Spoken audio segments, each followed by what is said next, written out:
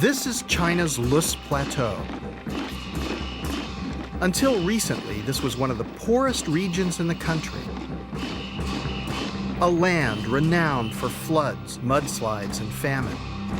But with the fanfare comes the hope of change for the better. My name is John D. Liu.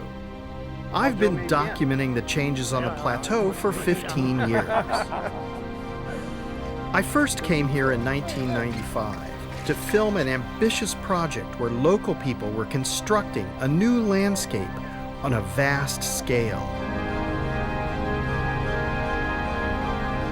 transforming a barren land into a green and fertile one. The project certainly changed my life, convincing me to become a soil scientist. The lessons I've learned in the last few years have made me realize that many of the human tragedies that we regularly witness around the world, the floods, mudslides, droughts, and famines, are not inevitable. Here on the Lus Plateau, I've witnessed that people can lift themselves out of poverty. They can radically improve their environment, and by doing so, reduce the threat of climate change.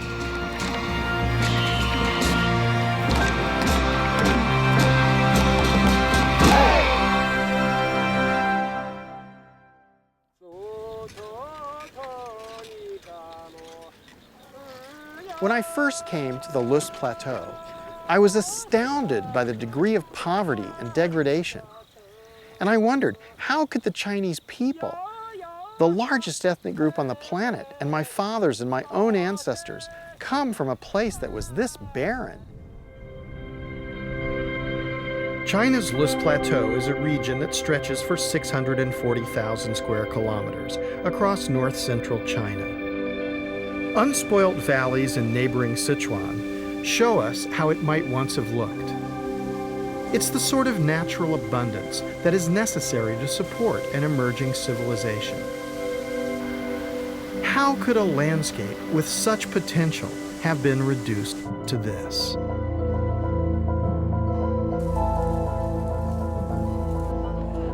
When Chinese scientists and civil engineers began to survey the area, they realized that several thousand years of agricultural exploitation had denuded the hills and valleys of vegetation.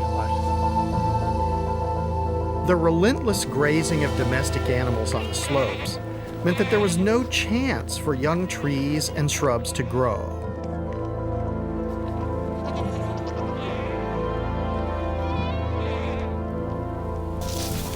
The rainfall no longer seeped into the earth, but simply washed down the hillsides, taking the soil with it.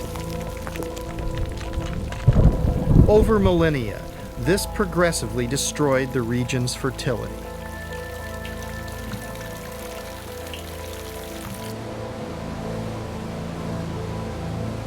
When this happens over an area as extensive as the plateau, millions of tons of silt are swept down into the Yellow River, which gets its name from the color of the fine Lus soil.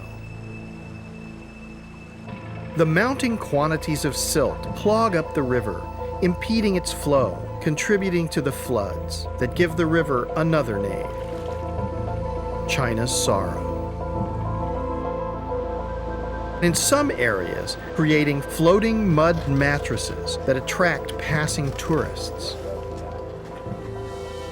A local problem becomes a national problem.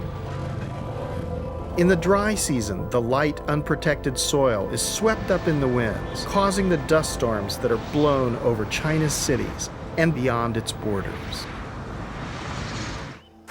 On the plateau, the researchers realized that progressive degradation of the environment trapped the local population into a life of subsistence farming. It's a process that has occurred throughout the world, where poor agricultural communities find themselves overusing their land in order to survive, depleting its fertility and further impoverishing themselves. One thing that became apparent early on is the connection between damaged environments and human poverty. In many parts of the world, there's been a vicious cycle. continuous use of the land has led to subsistence agriculture. And generation by generation, this has further degraded the soils. The vital question we have to ask is, can this destructive process be reversed? 15 years ago, Chinese and international experts were confident it could be. They decided that to prevent further erosion, it was necessary to cease farming on certain key areas to allow the trees and shrubs to grow back. But this could not happen without the consent of the farmers themselves. They took some persuading. Of course, a lot of people didn't understand the project. They weren't thinking in the long term.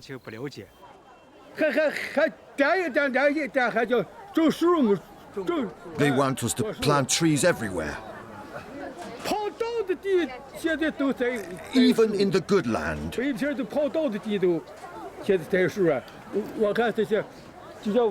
What about the next generation? They can't eat trees.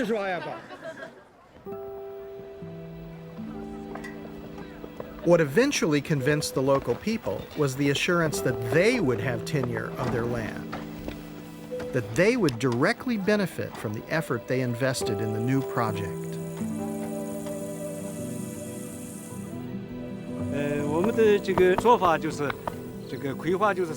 The goal was to give a hat to the hilltops, give a belt to the hills as well as shoes at the base. The hat meant that the top of these hills had to be replanted with trees. The belt meant that terraces had to be built to be used for crop planting and also for trees. The shoes were the dams which we had to build so that the hills could grow back to life and our economy as well as our lives could improve.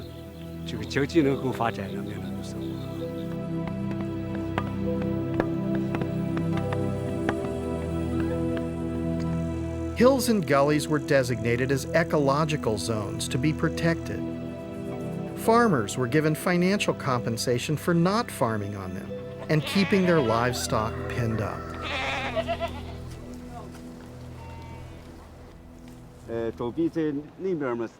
When I first filmed Mr. Ta Fuyuan and his colleagues back in 1995, I had no idea this initiative could achieve such dramatic results.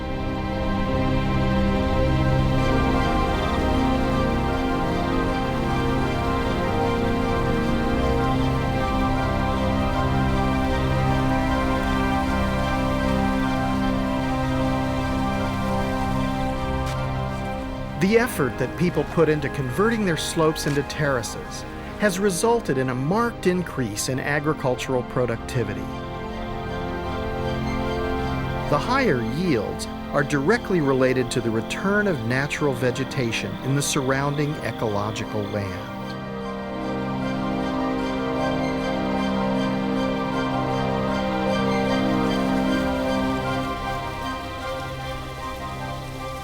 Now when it rains, the water no longer runs straight off the slopes.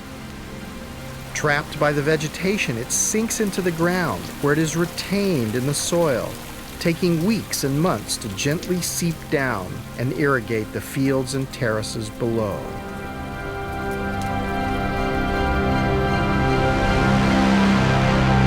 Restoration has occurred over an area of 35,000 square kilometers. The impact of such an enormous addition of vegetation goes far beyond the plateau itself. There's been a significant reduction in the soil rushing down into the Yellow River. As I've been traveling around the Loess Plateau, I've seen extensive changes. The vegetation cover on the hillsides, on the tops of the hills, and down in the valley, everything has changed. It's changed the lives of the people. And in fact, the people themselves have done this because they were the ones who changed their behaviors, terraced the fields, improved the soils, learn to protect the marginal areas. The changes are not simply on the hillsides. On the plains, you can see greenhouses that are filled with vegetables. This extends the growing season. It's very high value produce. The abundance and variety of new produce can be seen in the local markets. Follow-up studies have shown that incomes have risen threefold. And scientists point to a more global benefit. Plants, through photosynthesis, remove carbon from the air, countering the effect of human greenhouse gas emissions on the climate.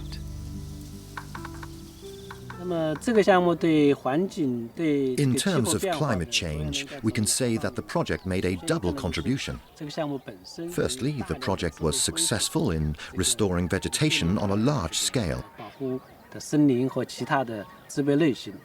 So many trees and so much vegetation grew up, and this definitely helped take carbon out of the atmosphere. Secondly, because the health of the Loess Plateau's ecosystem has been so much improved, the region will be better able to resist the negative impacts of climate change.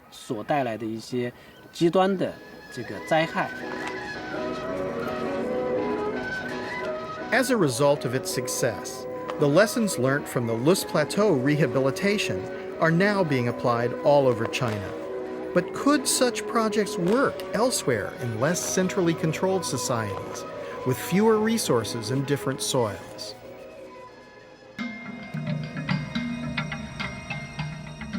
Ethiopia, perhaps more than any other country, has come to symbolize the vulnerability of humankind to environmental catastrophe. This is a country whose problems have been increased by war and civil conflict. And now, human-induced climate change is predicted to make matters worse.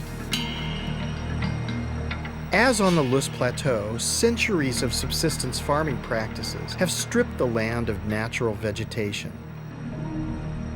The dry gullies bear the scars of flash floods.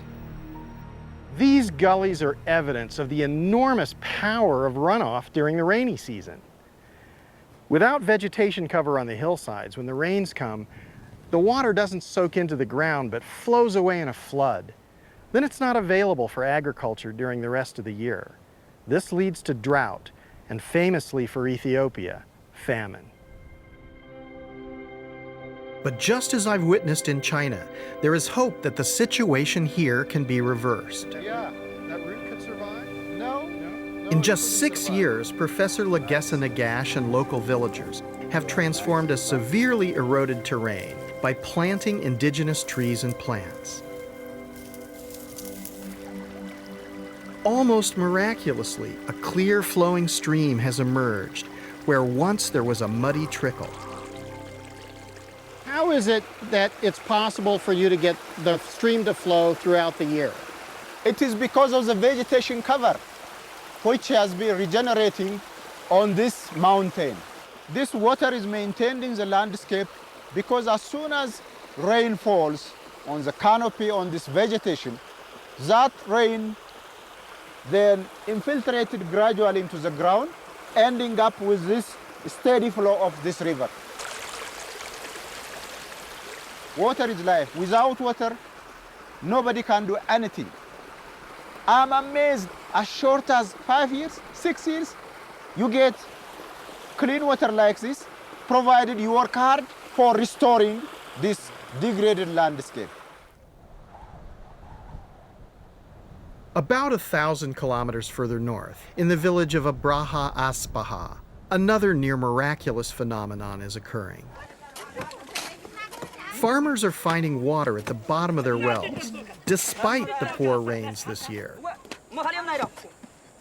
The famine of 1984 struck the people of this valley very hard.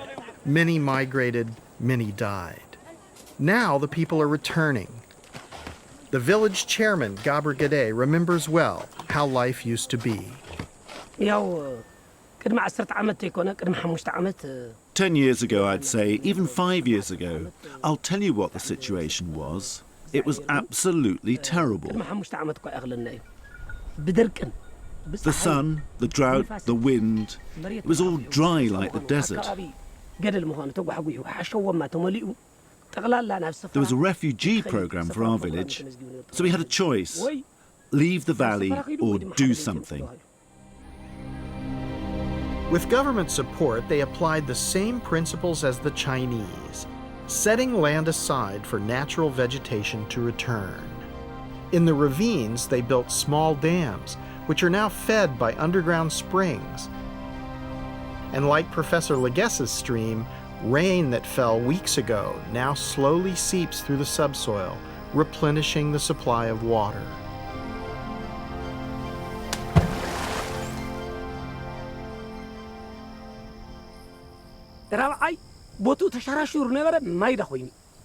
The eroded land has become fertile. It's changed for the better. In the drought, our fruit trees dried up. Now they're coming back, and we're growing even more varieties. These are the real benefits we've seen. We have food security, and our children can go to school. Our lives have improved. We no longer need to beg the government for aid, thanks to the changes that we've made. Even wild animals which disappeared are returning, even the leopards. These villagers are now better able to withstand the impact of climate change. With international assistance, their achievement could be repeated across the country. The benefits, as Professor Legesse points out, would spread far beyond Ethiopia's borders. The most important issue for Africa, and I consider this Africa's 21st burning issue, is restoration. No matter what we do, we might be good at rocket science, if we are nuclear science, but the environment, restoring this huge, vast landscape, degraded landscape, is critical for Africa, particularly for Ethiopia. Half of Ethiopia is mountain, and this mountain system is degraded. And this degradation of this huge landscape, huge mountain chain of Ethiopia, is critical not only for Ethiopia, but also for the entire region. Consider Egypt. Look at the Sudan, where 86% of the Nile flows to these countries. How can we support life in Egypt without restoring Ethiopia's mountains? So this is regional, national, and international.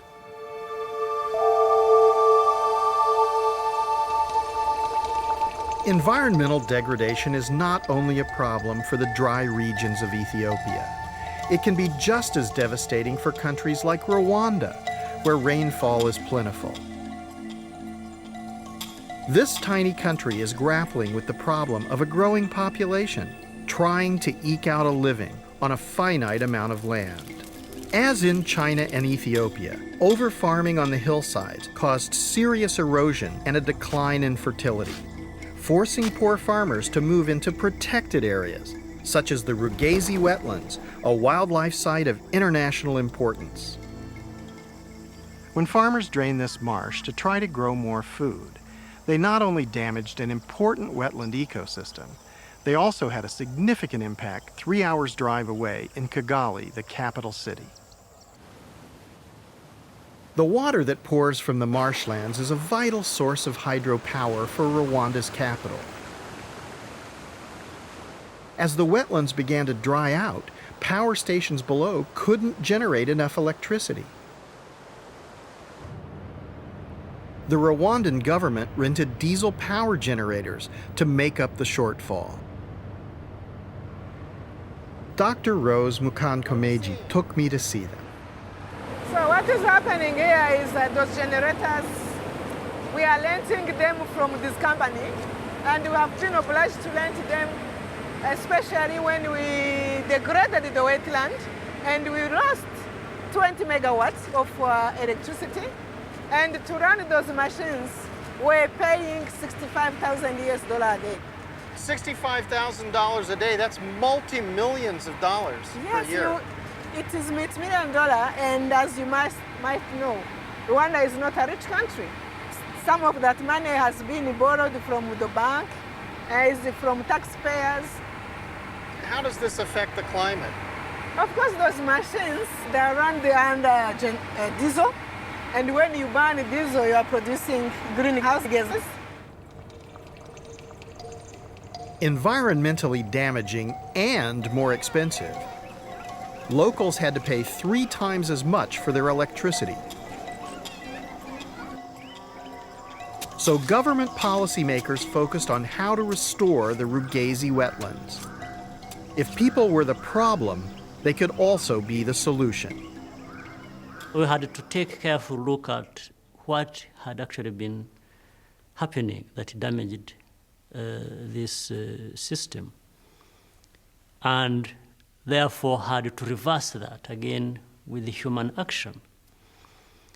And this is why it is important to look at how human actions can destroy or can reverse what has been destroyed or even protect our environment. The government decided to help the farmers leave the wetlands and to restore the degraded slopes above them, improving their croplands and encouraging trees and shrubs to grow back, capturing the rain. We have been supporting them by doing terraces, specifically there on the hills, where they can increase and improve the productivity. The most important thing is to have people with you on your side.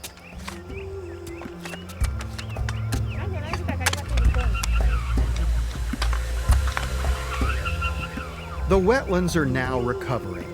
Great volumes of water once again cascade down to power the hydro stations. Carbon-free electricity is replacing the diesel generators. Electricity prices have stabilized. Restoring and preserving natural ecosystems like the Rugazi wetlands benefits everyone, and so much more could be achieved.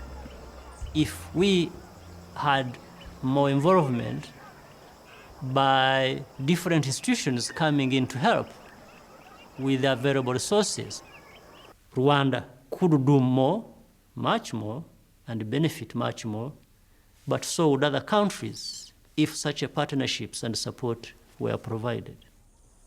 What the Rwandans recognized is that the marshlands are far more valuable as a natural system providing water for energy than as farmland. This principle is the same for the remaining hillsides and ravines.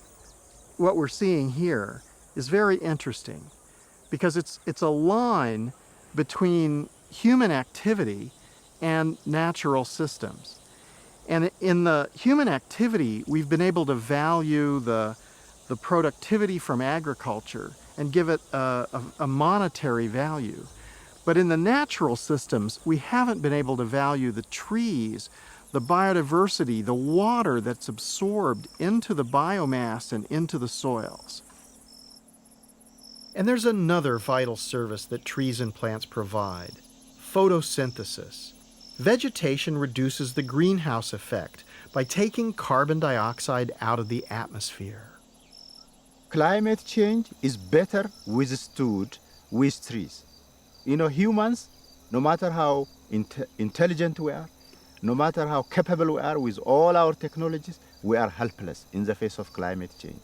We have not yet properly understood the miracles performed by trees.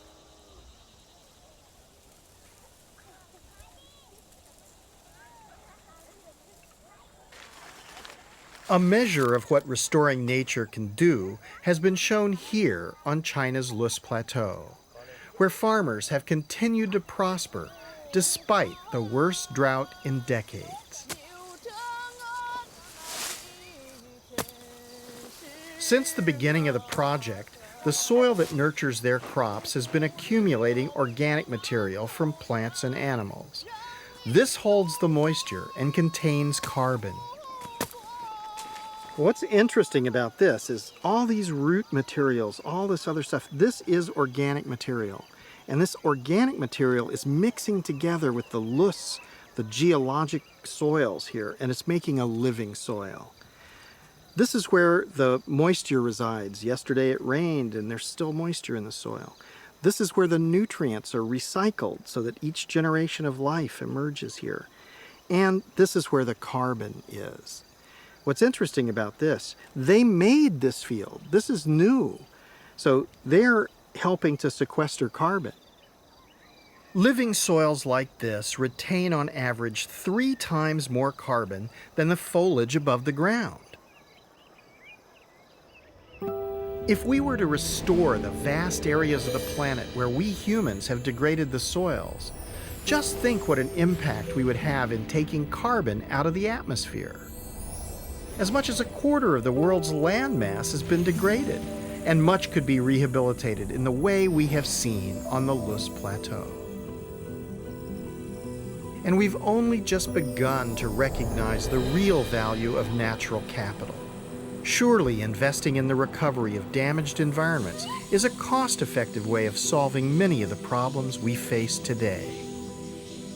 Why do we not invest an equal amount, if not more, into a shovel-ready technology, so to speak, which is nature's way of sequestering and storing carbon?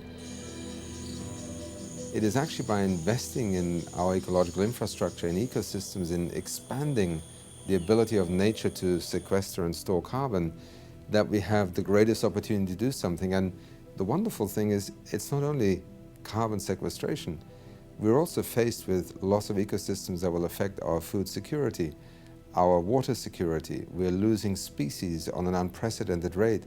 So maintaining, restoring, protecting, expanding natural ecosystems has multiple benefits, immediate in terms of climate change, but also fundamental to the future of many of the services that we simply take for granted from nature.